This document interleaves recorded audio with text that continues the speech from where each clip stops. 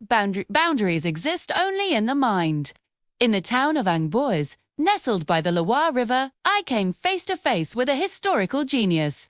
On weekdays, the town center buzzes with tourists, but come the weekend, it slips into a quiet serenity. Only the Saturday morning market briefly awakens the town's lively spirit. A short walk from the Grand Castle sits a small, historic house, Beath. This is where Leonardo da Vinci spent his final years. And what I found inside was astonishing.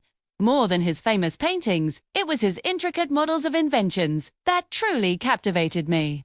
Machines with countless interlocking gears, designs for everything from farming tools to weapons. Da Vinci freely crossed the boundaries between disciplines. It's incredible how one person organized ideas across so many fields. It made me realize that these boundaries were just lines drawn by people much later. We can be freer. We can push past our own limits and take on new challenges.